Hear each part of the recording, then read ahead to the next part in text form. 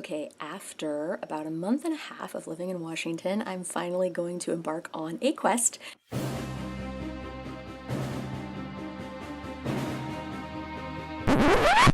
That makes it sound more epic than it actually is. Basically, I'm gonna go on a 2-hour hiking walk. Ever since I found out where I was going to move, I looked on the map and found out that there is a beach, like within an hour's walk of my apartment. And on Google Maps, it didn't look so daunting, but you go through a very steep decline, and it's through a forest, half of it, which is awesome, but also very grueling on the body. But I've been working up to it, and I'm gonna do it today. So I have packed with me a sandwich, a bottle of water, a banana, and a book about hypnosis. See you on the other side.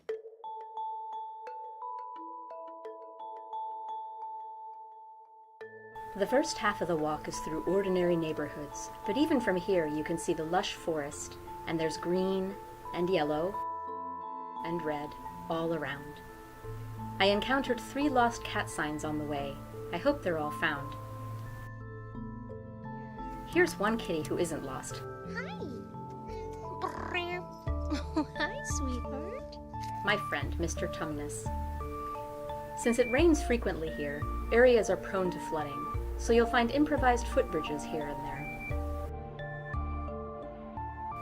After about 25 minutes through the neighborhoods, you'll find the park entrance.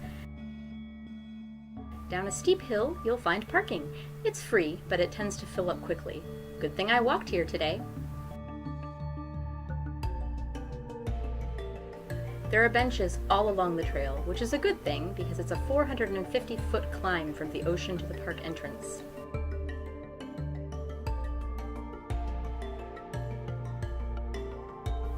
My average video camera and subpar cinematography skills do not do this park justice. The green is so lush and thick and so vertical. Moss carpets all of the trees and the stumps, making this forest a tactile joy as well.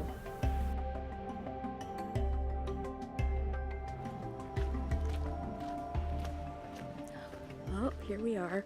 I call this the Stairway to Pain. Doesn't look very daunting from this angle, but when you're coming back up, it's a killer. Ah yes, the Stairway to Pain, the portion of the trek that had me wheezing and nauseated and nearly blacking out the last time I climbed it after having walked for 45 minutes straight. It's no wonder more fit people run up and down it for exercise. But for slobs like me, there's a bench halfway up. Shortly after the Stairway to Pain, you will find the footbridge of Nope.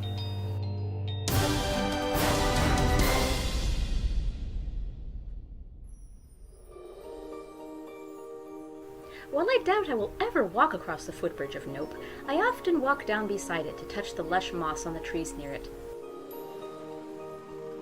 or to visit the stream beneath it.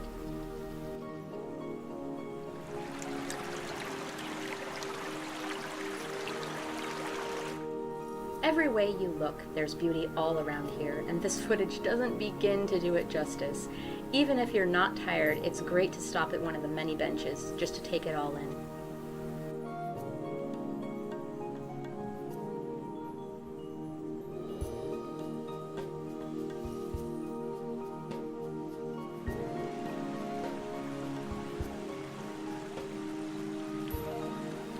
After following the downward sloping trails and streams for about 20 minutes, you finally see a sign of civilization other than a bench. You're almost at the beach.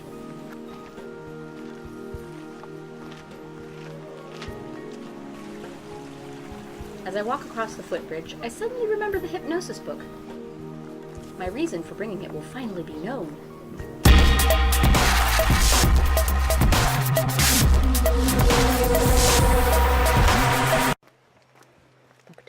Welcome. They're gonna love this one. Yeah, they have a mini library. We're almost at the beach.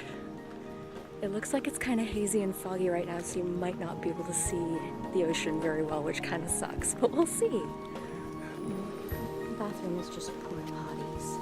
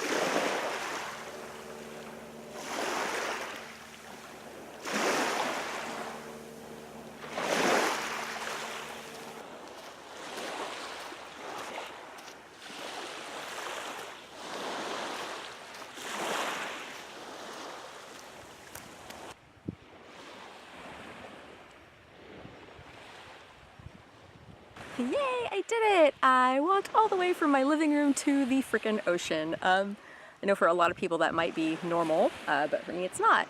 I grew up close to a creek or close to a river, but never this close to the ocean. Like the ocean and the beach, to me it was always like a long drive, like maybe a day trip to get to the beach. But the fact that I can just like walk to the beach from home is pretty awesome. It's so tranquil here, and the air smells so good, and the sound of the waves are so calming. And I was never a fan of like sunny, fun in the sun, crowded beaches anyway, so I really like that this beach is kind of remote and like no one's here and that it's cold. I mean, to me it doesn't feel cold at all. It's like 50 degrees right now, which is perfect. I really do belong in colder weather. This feels wonderful after coming from Central Valley, California, where this time of year we still can get daytime highs in the low 80s. I mean, the high today is supposed to be like in the low 60s, which is actually kind of high, I think, this time of year for Washington. It's a little bit early, but my bag has been kind of heavy on my shoulder, so I'm gonna eat the lunch that I packed.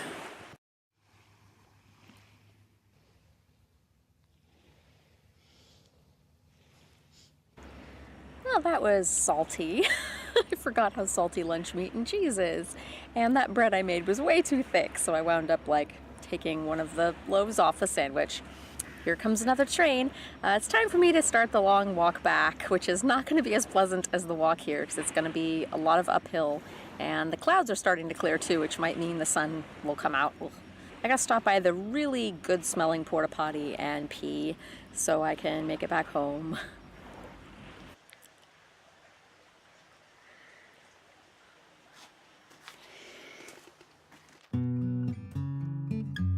The walk back home is definitely not as magical as the walk to the beach. The downward slope turned into an upward slope while I wasn't looking, and it's taking its toll on my only half-in-shape body.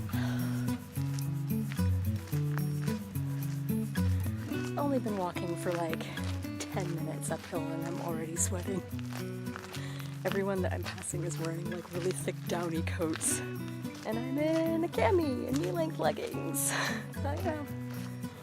Ah yeah, the sun is starting to come out.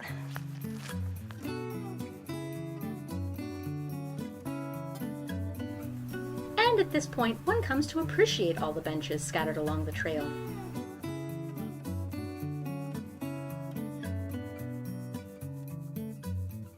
Stairway to Pain is coming up.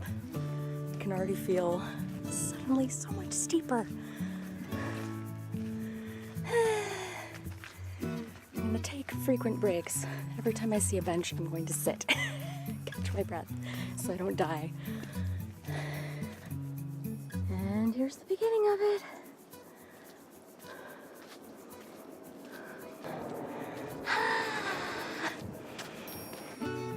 Ooh, a bench. One of these days, I'll be able to do the whole walk back and forth from my apartment to the ocean and back without stopping. Today's not that day. At least I get to enjoy the gorgeous view while I huff and puff. It's so long and so steep, and it goes very deep, and we're all on the stairway to pain. It's really not so bad if you take frequent breaks. I'm more than halfway out of this park, but I'm still not out of the woods yet, both literally and figuratively. This portion of the walk is the steepest. But once I am out of the woods, literally, and back into suburbia, there's not much of a slope anymore, and the walk back from that point is super easy. So I just need to remember to let myself take frequent breaks. I just realized I can see my breath, but I'm sweating. That's how hard this is, if you need an idea. It's not a bench, but I'm tired, so I sit. I finally got out of the woods and walked up the steep driveway that joins the parking lot to suburbia. Then, after walking through some neighborhoods, one final steep slope a couple minutes away from my apartment,